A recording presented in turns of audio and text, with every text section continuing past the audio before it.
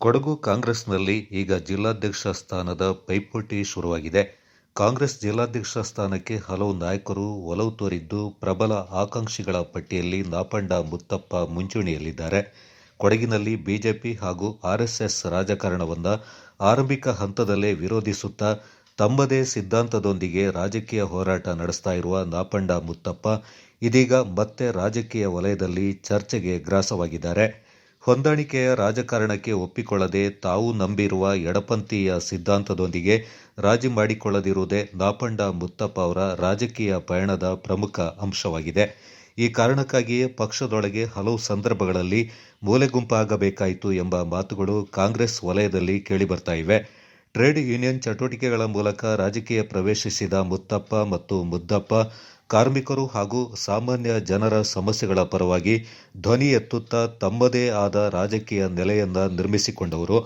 Trade union ಮತ್ತು ಸಾಮಾಜಿಕ ಚಟುವಟಿಕೆಗಳೊಂದಿಗೆ ಅವರ ಸಂಪರ್ಕ ಬಹಳ ಹಿಂದಿನಿಂದಲೂ ಇದೆ. ಅವರು ಇಂಟಕ್ ಕರ್ನಾಟಕದೊಂದಿಗೆ ಕೆಲಸ ಮಾಡಿದ್ದು garment workers union, property services employees union ಸೇರಿದಂತೆ ಕಾರ್ಮಿಕ ಸಂಘಟನೆಗಳಲ್ಲಿ ಪಾತ್ರವಹಿಸಿದ್ದಾರೆ. ಅವರ ಸಹೋದರ ನಾಪಂಡ ಮುದ್ದಪ್ಪ ಕೂಡ ಕಾರ್ಮಿಕ ಸಂಘಟನೆಗಳು ಮತ್ತು ಸಾಮಾಜಿಕ ಸೇವಾ ಚಟುವಟಿಕೆಗಳೊಂದಿಗೆ ಗುರುತಿಸಿಕೊಂಡಿದ್ದಾರೆ.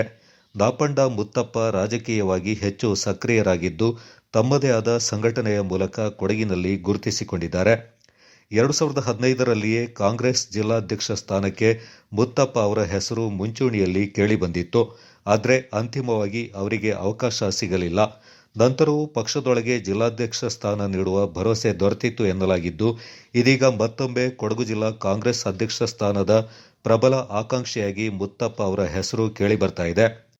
ಪಕ್ಷದೊಳಗಿನ ಹೊಂದಾಣಿಕೆಯ ರಾಜಕಾರಣಕ್ಕೆ ಬದಲಾಗಿ ಸಿದ್ಧಾಂತ ಆಧಾರಿತ ರಾಜಕಾರಣಕ್ಕೆ ಒತ್ತು ನೀಡುವ ಮುತ್ತಪ್ಪ ಅವರಿಗೆ ಈ ಬಾರಿ ಪಕ್ಷದ ವರಿಷ್ಠರು ಅವಕಾಶ ನೀಡುತ್ತಾರೆ ಎಂಬುದು ಕುತೂಹಲ ಮೂಡಿಸಿದೆ. ಬಿಜೆಪಿ ಹಾಗೂ ಆರ್ಎಸ್ಎಸ್ನ ಬಲಪಂಥೀಯ ಸಿದ್ಧಾಂತವನ್ನು ಪ್ರತಿಪಾದಿಸುವವರ ವಿರುದ್ಧವೂ ಸಾಮಾಜಿಕ ಜಾಲತಾಣಗಳಲ್ಲಿ ನಿರಂತರವಾಗಿ ಟೀಕೆ ಮಾಡುತ್ತಾ ಬಂದಿದ್ದಾರೆ.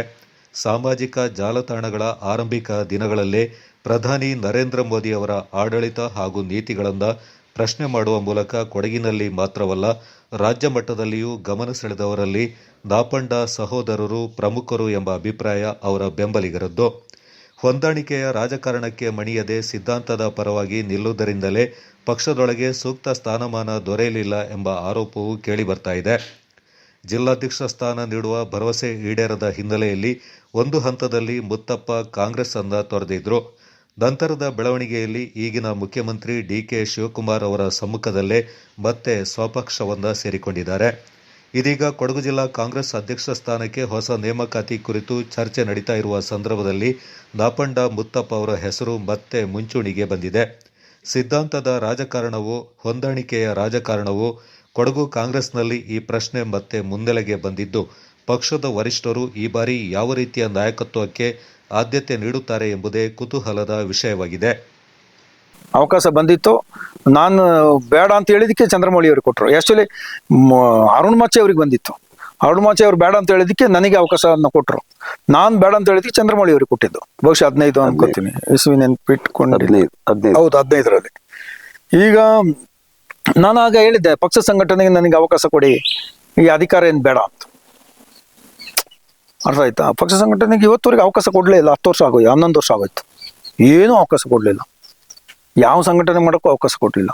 ನಮ್ಮದೇ ಆಗಿದ್ದ ಕನಸುಗಳಿದ್ದಾವೆ. ಪಕ್ಷನ ಹೆಂಗೆ ಎತ್ಕೊಂಡು ಹೋಗ್ಬೇಕು, ಹೆಂಗೆ ತಳಮಟ್ಟದಿಂದ ಬೆಳೆಸ್ಬೇಕು, ಪಕ್ಷದ ಕ್ಯಾಡರ್ಗಳನ್ನ ಹೆಂಗೆ ತಯಾರು ಮಾಡಬೇಕು, ಅದು ಎಷ್ಟೊಂದು ತರ್ಕಬದ್ಧವಾಗಿರಬೇಕು, ವಿಚಾರವಂತಿಕೆಯಲ್ಲಿ ಕಾರ್ಯಕರ್ತರು ಎಷ್ಟು ಸ್ಟ್ರಾಂಗ್ ಆಗಿರಬೇಕು ಅಂತ ಹೇಳೋದ್ರ ಬಗ್ಗೆ ನಮ್ಮದೇ ಆಗಿದ್ದು ಪ್ರಬಲವಾದ ಚಿಂತನೆಗಳಿದ್ದಾವೆ. ಅದಕ್ಕೆ ಬೇಕಾಗಿದ್ದ ಸ್ಟ್ರಾಟಜಿಗಳಿದ್ದಾವೆ. ಅದನ್ನ ವರ್ಕೌಟ್ ಮಾಡಬೇಕು. ಏನು ಅವಕಾಶನೇ ಕೊಡೋದಿದ್ಮೇಲೆ ಏನು ಮಾಡ್ತೀರಿ?